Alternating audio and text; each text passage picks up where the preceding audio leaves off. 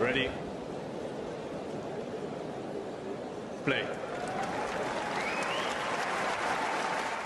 All right, let's have a look at Tallon Griekspoor against Watanuki. I think it's fair to say that Watanuki has been the surprise package, right, Damien? Yeah, I mean, I saw some tweets today where people were correctly pointing out that, obviously he's not a nobody. He's been around 70 in the world. He's pushed these sort of guys like many, many times, except he just wasn't getting the wins.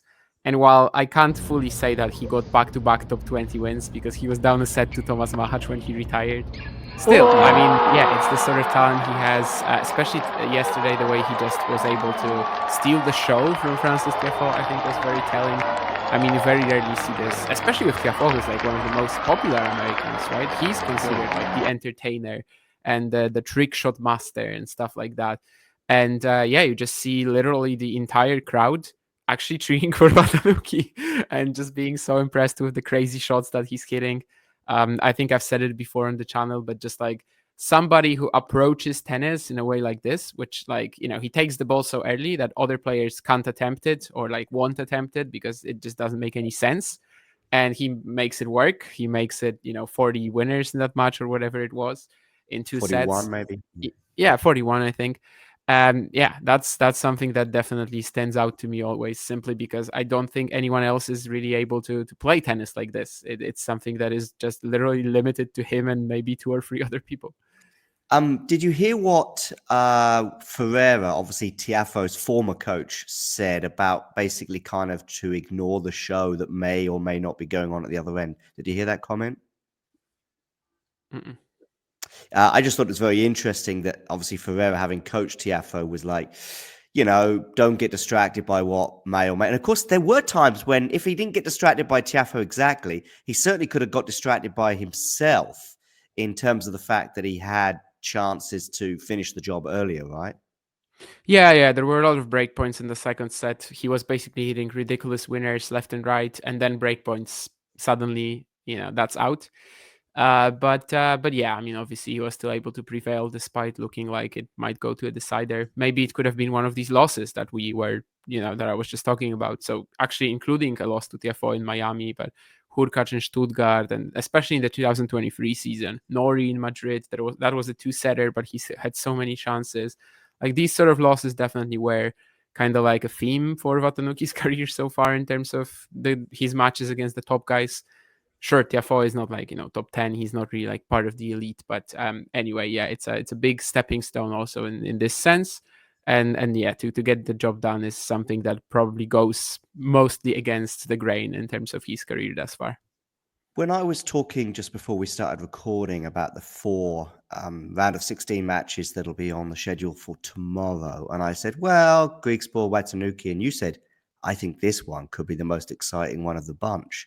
Why did you say that?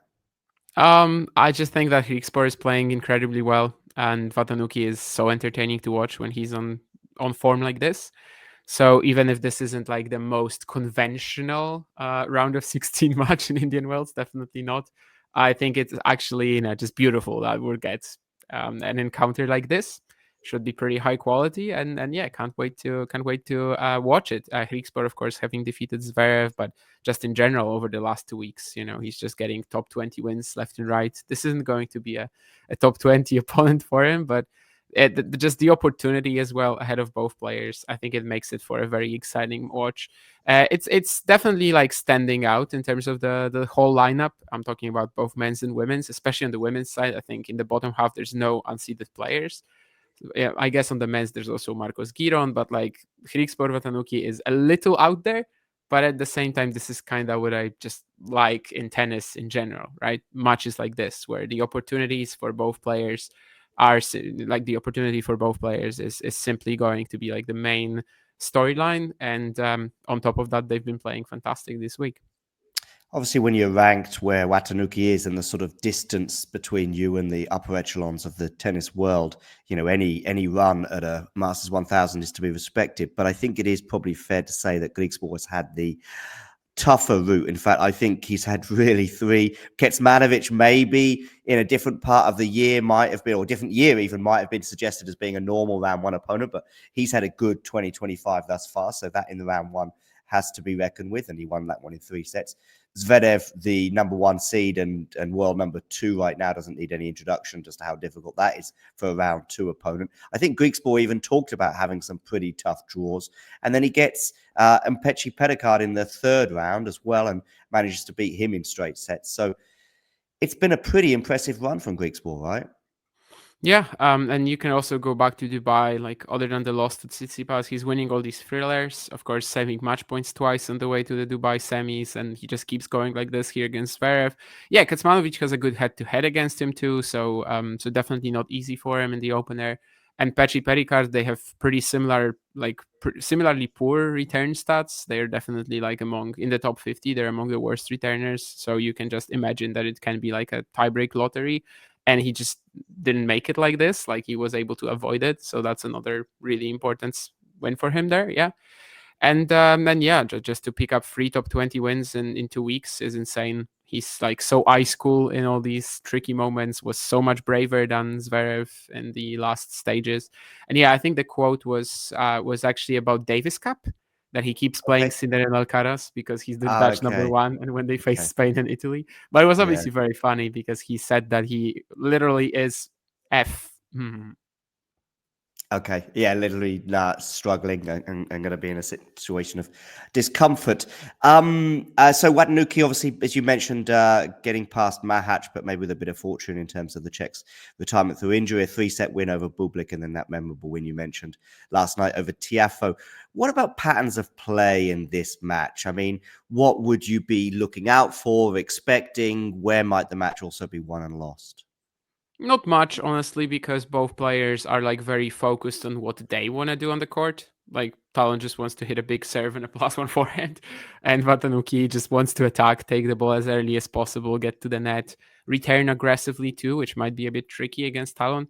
So I guess maybe that's like how he attacks the second serve of the Dutchman. Like that's pretty much like very important. Also, well, he's just he maybe out of the two, he is the one who has the more imposing play style. So like he's going to be a little bit more proactive. He's going to have the control in more points, but like whether he actually makes it into the court with his shots, that's something very different.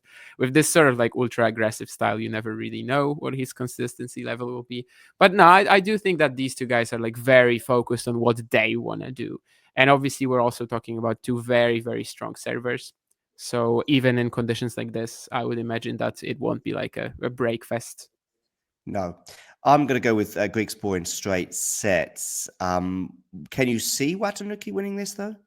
Well, I mean, I've said it before. I think Watanuki is capable of winning any match, really, simply because, yeah, it's one of these play styles that take the racket out of the opponent's hands. But I do think Tallon is the favorite. And, like, overall, this top half is such a major opportunity for him. I mean, I know he just lost to Tsitsipas and he's still looking very strong. So maybe if he gets to that match, that would be, one where I'm like, yeah, that he's probably not going to do that one. But up until then, I'm just going to consider him the favorite, I think, in every match he plays. Sure. Potentially, of course, Griekspoor might play Tsitsipas in the Yeah. quarterfinal. If you enjoyed this video, make sure you hit that like button. Don't forget to subscribe and click that notification bell so you don't miss out on all things tennis.